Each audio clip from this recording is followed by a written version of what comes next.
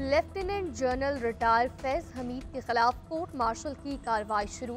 फैज हमीद को फौजी तहवील में ले लिया गया।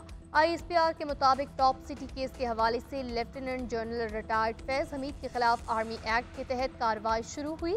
सुप्रीम कोर्ट के अहकाम पर पाक फौज की तफसीली कोर्ट ऑफ इंक्वायरी की गई। इंक्वायरी पाक फौज ने फैज हमीद के खिलाफ टॉप सिटी केस में शिकायत की दुरुस्ती का पता लगाने के लिए की। फैज हमीद के खिलाफ रिटायरमेंट के बाद पाकिस्तान आर्मी एक्ट की खिलाफ वर्जियाँ साबित हो चुकी। Lieutenant general retire Faiz Hamid साबिक DG ISI हैं। पाक फौज में कई अहम जिम्मेदारियों पर तैनात रहे। 29 नवंबर 2022 को कबल अज़ वक्त रिटायरमेंट ली थी। पाक फौज में खुद एहतसाबी एक सख्त कड़ा मगर शफाफ अमल है, एक खुदकार अमल जो हर वक्त जारी रहता है। इस फौज में हर वक्त ये खुदकार जो निज़ाम है खुद एहतसाबी का, ये सब भी चल रहा है और चलता रहा। कोई भी कवायदो ज़वाबित की खिलाफ वर्जी हो, किसी किस्म की कोई करप्शन हो, किसी किस्म का बैड मिलिट्री ऑर्डर और डिसिप्लिन हो, तो ये एहतसाब का निज़ाम एक्शन में आता है। फौज में कड़े एहतसाबी अमल पर वाज़ेह बयान दे चुके। फौज में खुद एहतसाबी एक कड़ा, सख्त, शफाफ और खुदकार अमल है जो हर वक्त जारी रहता है। DG ISPR का कहना है फौज में जितना बड़ा ओहदा उतनी बड़ी जिम्मेदारी होती है। हमें खुद एहतसाबी के सिस्टम पर फख्र है।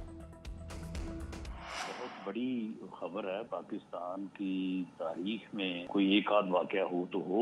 आर्मी में, पाक अफवाज में जो एहतसाब का अमल है वो बहुत मजबूत है। फैज हमीद की सियासी मामलात में बहुत ज्यादा मुदाखलत थी। इंक्वायरी हाउसिंग सोसाइटी के मामले पर की गई। मुतअद्दिद बेज़ाब्तियां सामने आईं। वज़ीर-ए-आज़म के मशीर राना सनाउल्लाह ने कहा हमें ISPR के बयान तक महदूद रहना चाहिए। फैज हमीद को जो सज़ा बनती है वो मिलेगी। ये इक़दाम पाक फौज के एहतराम और इज्जत में संगमील साबित होगा। फैजाबाद धरना मुआहदे पर फैज हमीद के दस्तखत मौजूद हैं। धरने में लोगों को मैनेज करके बिठाया गया था। धरने में लोगों को इकट्ठा करने में फैज हमीद का अहम किरदार था। वफाकी वज़ीर इत्तलात अता तारड़ का कहना है फैज हमीद ने सियासी जमात को प्रमोट करने का खुमियाजा भुगत दिया। हमारे खदशात दुरुस्त साबित हुए। ख्वाजा आसिफ ने कहा इक़्तिदार के पीछे अंधाधुंध भागने वालों के साथ यही सलूक होता है।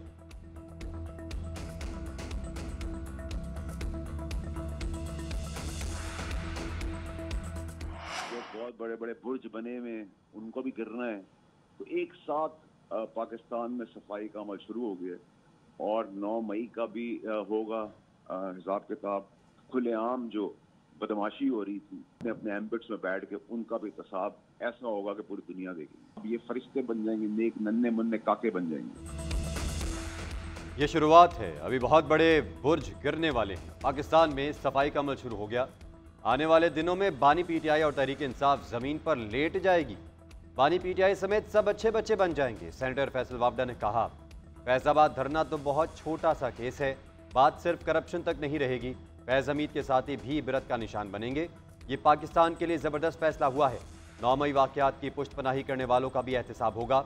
अब पाकिस्तान को तरक्की से कोई नहीं रोक सकता।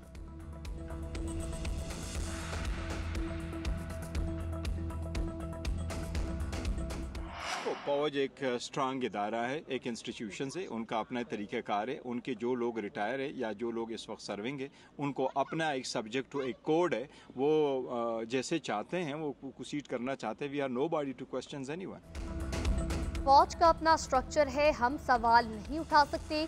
चेयरमैन तहरीक इंसाफ बैरिस्टर गौहर का रद्द-ए-अमल। पीपल्स पार्टी के रहनुमा कमर जमान कायरा ने कहा फौज ने सीनियर बंदे का कोर्ट मार्शल शुरू किया है तो कोई सख्त जुर्म ही होगा। इस मामले पर बहुत ज़्यादा क्यासराइयों की ज़रूरत नहीं। सुप्रीम कोर्ट ने अपने फैसले में हुकूमत और मिलिट्री एस्टैब्लिशमेंट को जिम्मेदारों के खिलाफ एक्शन लेने का पाबंद किया था। बानी PTI की हुकूमत लाने में फैज हमीद का किरदार था। MQM के रहनुमा खालिद मकबूल सिद्दीकी का कहना है जनरल फैज हमीद का मामला हमसे ऊपर का है।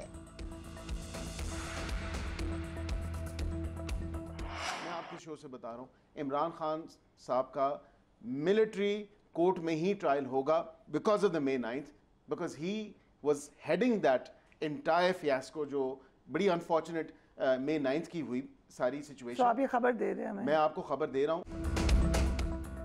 बानी PTI का फौजी अदालत में ट्रायल होगा। मशीर वजारत कानून और इंसाफ बैरिस्टर अकील मलिक का इंकशाफ। GNN के प्रोग्राम न्यूज़ एज विद फरिया इदरीस में बोले बानी पीटीआई ने 9 मई के वाकयात की प्लानिंग की। 9 मई की सीसीटीवी फुटेज सबने देखी। मिलिट्री कोर्ट की प्रोसीडिंग चल रही है।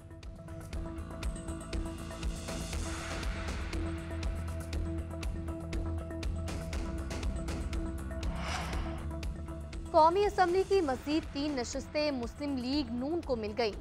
NA 79, 81 और 154 की दोबारा गिनती में कामयाब लीगी अरकान बहाल। 2-1 के तनासुब से फैसला सुनाया गया। चीफ जस्टिस काजी फाइज ईसा और जस्टिस नईम अख्तर अफगान ने अक्सरियती फैसला दिया। जस्टिस अकील अब्बासी ने फैसले से इख्तलाफ किया। अक्सरियती फैसले में कहा गया, इलेक्शन कमीशन एक आईनी इदारा है, इसके फैसले का एहतराम होना चाहिए। जजेस ने इलेक्शन कमीशन के सरबराह और अरकान से मुताल्लिक़ गैर ज़रूरी रिमार्क्स दिए। लाहौर हाई कोर्ट ने इलेक्शन एक्ट में तरमीम को नज़रअंदाज किया। इसका फैसला बरकरार नहीं रखा जा सकता।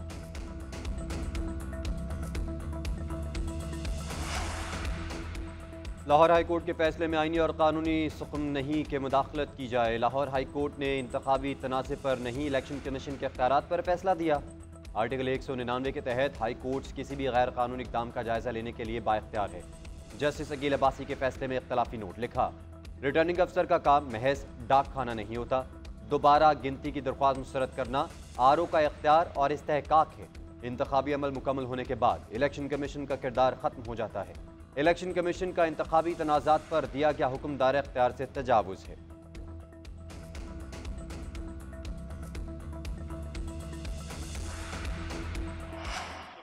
का जो फैसला आया है उससे हमें बड़ी मायूसी हुई, उससे इंसाफ का कत्ल हुआ है। हमारे 4 सीटें एक स्ट्रोक के साथ किसी और पार्टी को देने की कोशिश की गई है इस स्टेज पे, जबकि कंसोलिडेशन का प्रोसेस कंप्लीट हो चुका था। चेयरमैन PTI बैरिस्टर गौहर का सुप्रीम कोर्ट में नजरसानी अपील दायर करने का ऐलान। कहा, सुप्रीम कोर्ट का लीगी MNAs की बहाली का फैसला दुरुस्त नहीं, फैसला इंसाफ के तकाज़ों के मुनाफी है। हमें अदालत उज़्मा के फैसले से मायूसी हुई, इंसाफ का कातिल हुआ। हमारी जीत को शिकस्त में तब्दील किया जा रहा है। हमारी 4 सीटें किसी और को दे दी गई। अपनी जदोजहद जारी रखेंगे।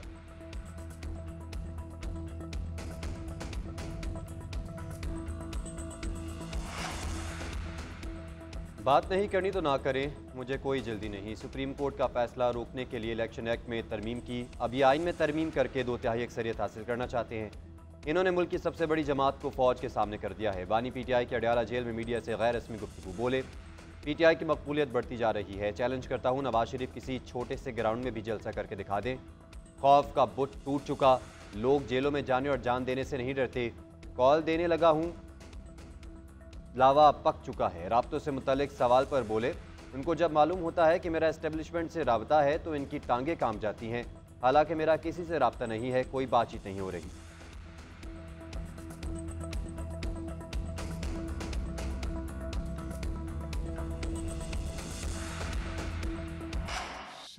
से जो पाकिस्तान के साथ ईस्ट पाकिस्तान के बाद हुआ, उसको ही आईनी हम गवाह हैं। जिस तरह डिवाइड किया गया, फिर हमें कमजोर करके और फिर एक मोहल्ले की, एक हमारे पड़ोस मुल्क की जंग में झोंक दिया गया। हमारी ही गलती है। आज मोदी की इंडिया में माइनॉरिटीज को सेफ हेवन नहीं है। माजी में किसी और की जंग का हिस्सा बनने से रियासत को नुकसान हुआ। हमें तकसीम करने के बाद जंग में झोंका गया। पड़ोस की जंग में पड़ने के नताइज का अंदाजा नहीं लगा सके। सदर मुमलिकत आसिफ अली जरदारी का तकरीब से खिताब। कहा, मोदी का भारत अक़लियतों के लिए महफूज नहीं। कायदे आज़म ने पहले ही महसूस कर लिया था भारत में यही कुछ होगा। अक़लियती बरादरी के अफराद पाकिस्तान में बराबर के शहरी हैं। पाकिस्तान सबका है, मिलकर इसको मजबूत और खुशहाल बनाना है।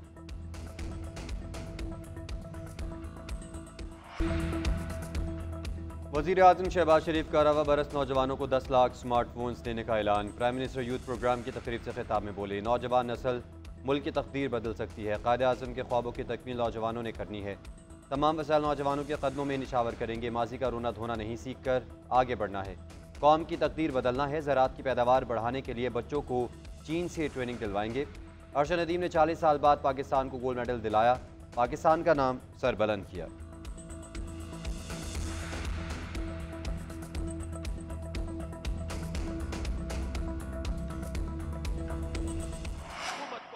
कर चुके हैं कि फरार का रास्ता कोई उनके पास नहीं है।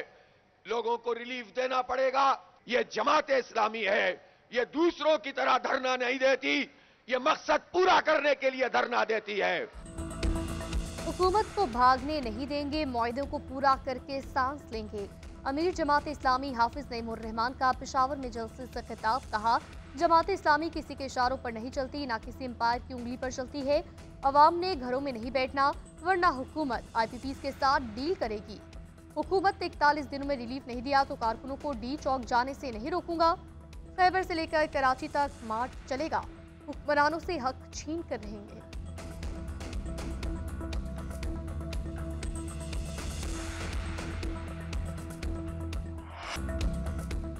यौम आज़ादी में एक दिन बाकी, तैयारियां अरूज पर, शहरी भरपूर मिली जोशो जज्बे से यौम आज़ादी मनाने के लिए पुरज़म। घरों, बाजारों और गली मोहल्लों को सजाने का अमल जारी। सब्ज़ लाली परचमों और आराइश अशिया की खरीदारी तेज़ हो गई। जगह जगह बैजेस, कैप्स, झंडियाँ और सब्ज़ मलबूसात के स्टॉल, सब्ज़ रंग की डेकोरेशन, लाइटें शहरियों की तवज्जो का मरकज़। शहरियों का कहना है कि कौमी दिन भरपूर अंदाज में मनाएंगे। मेरी तरफ से पूरे पाकिस्तानी कौम को बहुत बहुत मुबारक हो, जिनकी दुआओं से अल्लाह ताला ने मुझे इज़्ज़त दी है।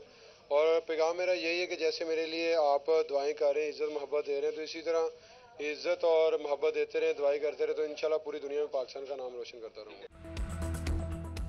गोल्ड मेडल जीतने पर कौम ने बहुत प्यार दिया। मेरी जीत में कोच सलमान बट का बहुत बड़ा हाथ है। उन्होंने मुझे हिम्मत नहीं हारने दी। अरशद नदीम की GNN से खुसूसी गुफ्तगू। बोले, 2028 को ओलंपिक्स के लिए भरपूर तैयारी करूंगा। एक और गोल्ड मेडल घर लेकर आऊंगा।